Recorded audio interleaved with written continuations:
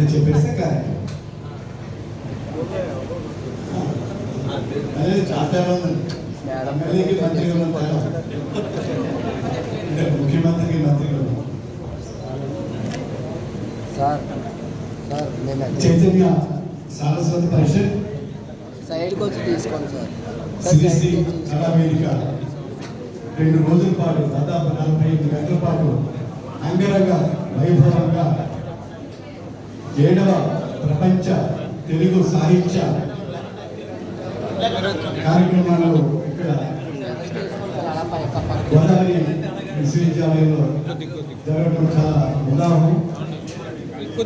నిన్న ఉదయం ఇద్దరికి మంత్రి గారికి నెహ్రూ గారికి ఒక బ్రీఫింగ్ చేస్తే తదితర విషయాలు చెప్పడానికి అనుకూలంగా ఉంటుందండి. మనము ఈరోజు ఈ కార్యక్రమానికి 2 అత్యంత మహారాజులు చేయడం చాలా సంతోషం. ఒకటి మాన్య మంత్రివర్యులు, నాకు అత్యంత సన్నిహితులు స్నేహితులు, కలిసి శాసనమండలిలో వారితో పాటు నేను మా పెద్దబ్బాయి రవివర్మ కూడా శాసనమండలిలో కలిసి మేము సభ్యులుగా ఉన్నటువంటి నేపథ్యాన్ని జ్ఞాపకం చేసుకుంటూ మరి ఈరోజు రాష్ట్ర పర్యాటక మరియు సినిమాటోగ్రఫీ మంత్రివర్యులుగా రాష్ట్రం దేశం అంతా తిరుగుతూ ఈ రాష్ట్రాన్ని ఈ పర్యాటక రంగంలో అభివృద్ధి చేయడానికి నిరంతరం కృషి చేస్తున్నటువంటి మిత్రులు శ్రీ ఈరోజు ముఖ్య అతిథి గారు శ్రీ కొందూరు దుర్గేష్ గారు, అలాగే నాకు గత దగ్గర 40 సంవత్సరాలుగా అత్యంత ఆత్మీయ కుటుంబ సన్నిహితులు మా బావగారు సీనియర్ శాసనసభ్యులు, జగ్గంపేట సీనియర్ శాసనసభ్యులు మరియు టీటీడీ సభ్యులు, తిరుమల దేవస్థానం కార్మిక పరులు, ప్రజల జిల్లా అభివృద్ధిలో తలపొందినటువంటి మా ప్రాణ స్నేహితులు శ్రీ నెహ్రూ ముఖ్య అతిథి గారు ఈరోజు నెహ్రూ గారు, ఇతర పెద్దలందరికీ మరి ఇద్దరికి ఒకసారి నేను ఇద్దరికి కూడా ఈ యొక్క 2 నిమిషాల పాటు చేస్తే మీకు మనం నెహ్రూ గారు దుర్గేష్ గారు మనం 3 సార్లు ఈ ప్రాంగణంలో 2 సార్లు 2024-25లో మనం ప్రపంచ తెలుగు మహాసభలను నిర్వహించుకున్నామంటే అత్యంత అద్భుతంగా ఘనంగా మీరు అందరూ వచ్చి ఇక్కడ ఎంతో దానికి శోభ తీసుకొచ్చినటువంటి విషయాన్ని మీకు తెలియజేస్తూ ఎందరో గవర్నర్లు, కేంద్ర రాష్ట్ర మంత్రులు, శాసనసభ్యులు, పార్లమెంట్ సభ్యులు, ఎమ్మెల్సీ అందరూ చైర్మన్లు, హైకోర్టు సుప్రీంకోర్టు న్యాయమూర్తులు ఎందరో ఈ వచ్చినటువంటి నేపథ్యం.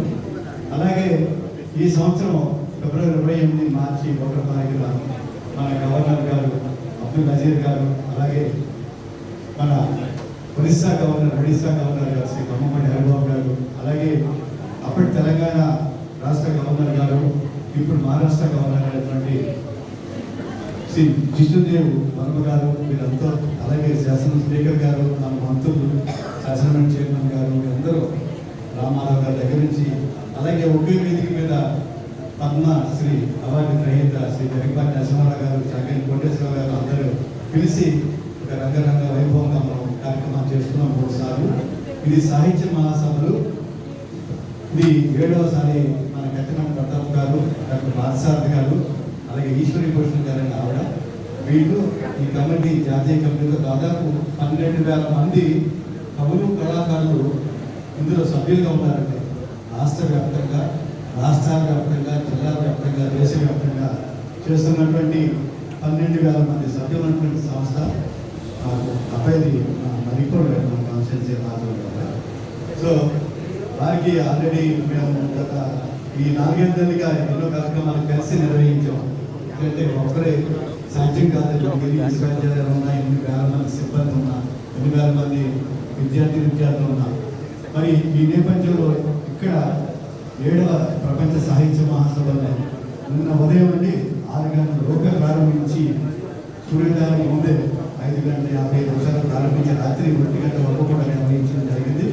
ఈరోజు మళ్ళీ ఉదయం మళ్ళీ 5:30, 6 గంటల లోపలనే ప్రారంభించి ఈ రాత్రి 10 గంటల వరకు నిన్న ఒక్కరోజే 2000 మందికి పైగా కవులు, కళాకారులు, సాహిత్యవేత్తలు, ఎంతోమంది పుస్తకాలు రచించిన మహానుభావులంతా కూడా వారందరినీ అంతా కూడా మేము పాల్గొనడం, చర్చలు, అలాగే కళారంగంలో ఉన్నటువంటి అన్ని కళల్ని కూడా ఇక్కడ మనం ఏర్పాటు చేసి ఒక అత్యంత ఒక శ్రద్ధాశక్తులు చేసి వారందరూ కూడా నిన్న కూడా అన్ని గంటల పాటు ఎవరు కలగకుండా రాత్రి వరకు కూడా ఇదే సభ నడుస్తుందండి. సో మీరు ఇక్కడ మాకు టూరిజం, పర్యాటక శాఖ, అలాగే భాషా సంస్కృతి శాఖ మీరు కూడా అందరూ కళారత్న అవార్డులు అందిస్తున్నారు, నంది అవార్డులు అన్నీ కూడా, అలాగే సినిమాటోగ్రఫీ అందరూ కూడా రంగంలో కూడా ఇస్తున్నారు. ఎంతోమందిని మేము గుర్తించి మీరందరినీ కూడా గౌరవించి, సన్మానించి, సత్కరించి, వారిని ఉత్తేజపరిచి వారికి ఇంకా ఓకే ఏంటంటే మనిషి ఎవరికైనా సరే ఒక మంచి గుర్తింపు, మంచి మాట, మంచి భాష, ఒక మంచి కొంచెం మేము ఉన్నామనేటువంటి చిన్న మాట కోసం మీరంతా కూడా బతుకుతున్నటువంటి పరిస్థితి ఇచ్చారు. అందరూ కూడా మధ్యతరగతి, ఉన్నత మధ్యతరగతి తప్ప ఇక్కడ నా బ్యాలెన్స్ షీట్ ఇది అని మాట్లాడే మనిషి ఒక్కరు కూడా ఎవరు లేవు.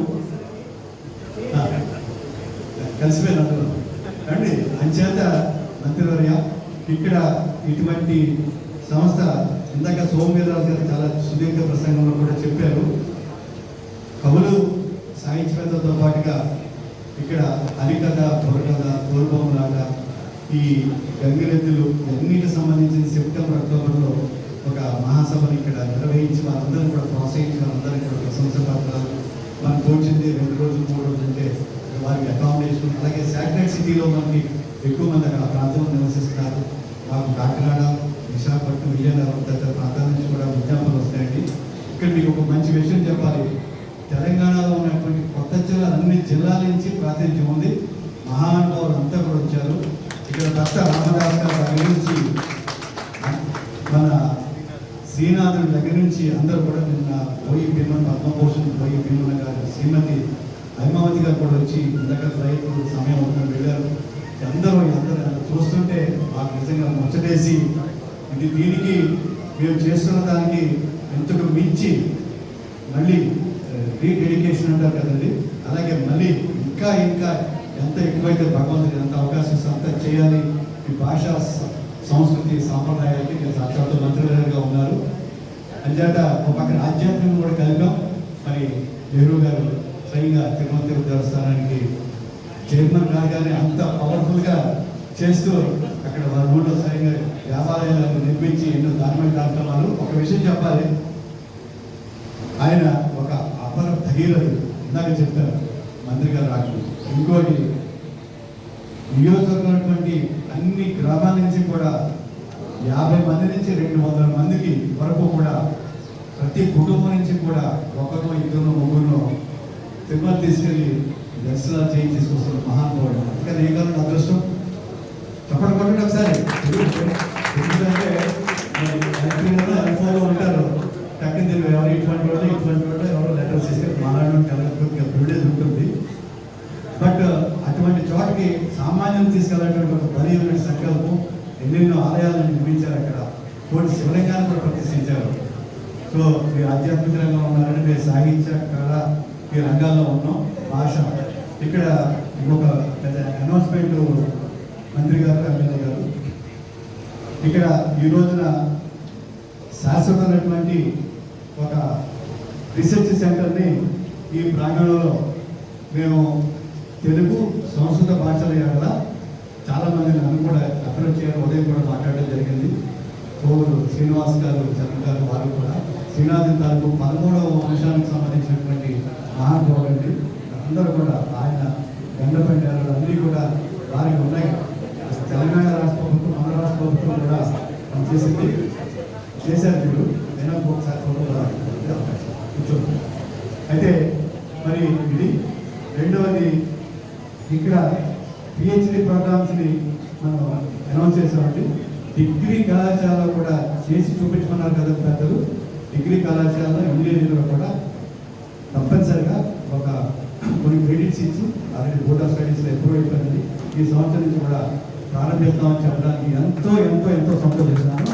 ఇది ఉభయ రాష్ట్రాల్లో ఒక తెలుగు విశ్వవిద్యాలయాలు తప్ప అన్ని ఇక్కడ మొట్టమొదటిగా మనం ప్రారంభించుకున్నాం.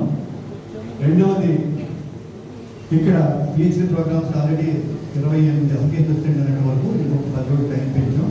ఇందులో ఎవరన్నా కూడా తెలుగు సంస్కృత భాషల్లో మీరు పిహెచ్డి చేసుకుంటారంటే జస్ట్ మీకు మాస్టర్స్ చేసుకుంటే సరిపోతుంది. ఎంఏ ఇక్కడ సీటు ఇంటర్వ్యూ పిలిచిస్తాం. 50% ఫీజుని నేను చైతన్య శాశ్వత పరిషత్ ప్రశ్నిస్తాను.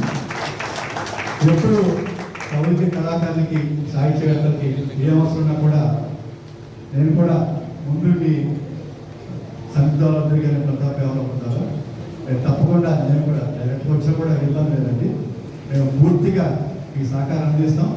రీసెర్చ్ సెంటర్ని ఇప్పుడు ఈరోజు నేను అనౌన్స్ చేస్తూ నేను ఇక్కడ పిహెచ్డి ప్రోగ్రామ్ పెట్టి ఇంజనీరింగ్ డిగ్రీ కళాశాలలో మా ఇతర సంస్థల్లో కూడా తెలుగు భాషని నేను ప్రవేశపెట్టాను. ఎందుకంటే ఇక్కడ ప్రభుత్వాన్ని అడగక్కర్లేదు, ఎందుకంటే ఇది ఒక ప్రైవేట్ విశ్వవిద్యాలయం ఇది. ఎందుకంటే 3 సంవత్సరాలుగా నేను ఛాన్సలర్ అధ్యక్షుడిగా ఉన్నాను కాబట్టి నేను ప్రవేశపెట్టాం. అందరినీ కూడా ఒకే గొడుగు కింద ఈ తెలుగు భాష ఎవరైతే ఉత్తమమైనటువంటి స్థానాల్లో ఉన్నారో అందరినీ కూడా తీసుకొచ్చి ఇక్కడ చేసి మేము ప్రతి నెల నెహ్రూ గారు 2 ప్రోగ్రామ్స్ మినిమం చేస్తున్నామండి. సంవత్సరంలో 30 ప్రోగ్రామ్స్ చేయడానికి ఇక్కడ వచ్చే సంవత్సరం కూడా మళ్ళీ ఇక్కడ 4వ ప్రపంచ తెలుగు మహాసభలని మా గోదావరి గ్లోబల్ యూనివర్సిటీ మరియు కిమ్స్ వైద్య కళాశాల హాస్పిటల్స్ మరి ఇక్కడే భారీ ఎత్తున నిర్వహిస్తాం. ఈ లోపల శ్రీశ్రీ కళావేదిక విశాఖపట్నంలో ఒకటి ఇందాక కూడా అన్నారు. అన్నింటిలో కూడా నేను కూడా భాగస్వాములు ఉండి వారిని కూడా మన వెనకాల ఉండి నేను కూడా చేయాల్సినటువంటి క్రమము నా మీద ఉందని చెప్పేసి నేను తెలియజేసుకుంటూ చేస్తానని చెప్పేసి మీ ఇద్దరికి కూడా సభ్యులందరికీ కూడా మాట ఇస్తూ పూర్తిగా తెలుగు భాషకి మా అబ్బాయిలు ఇద్దరండి, 2 ప్రోచాన్సర్స్ కింద ఉన్నారు 2 సంవత్సరాలకి. వారు కూడా పూర్తిగా జీవిత చరమాంక వరకు కూడా ఈ భాషలో ఉంటానని చెప్తే అందుకనే ఉన్న నాన్నగారే చెప్పారు. సో నేను పూర్తిగా ఉండడానికి పోతే నేను ఉంటానని చెప్పేసి తెలియజేసుకుంటూ మరి చాలాసేపు ఎక్కువ జ్యోతి నెహ్రూ గారు మన గౌరవ శాసనసభ్యులు ఆయన ఒక వారి మాటలో తెలిసింది ఒక dedicated committed leader, closely associated with family. అబ్బాయి మావయ్య గారు అంటారు, మా పిల్లలు మావయ్య గారు అని చెప్తారు, కానీ మామూలుగా ఎప్పుడు ఇంకోటి ఉండదు.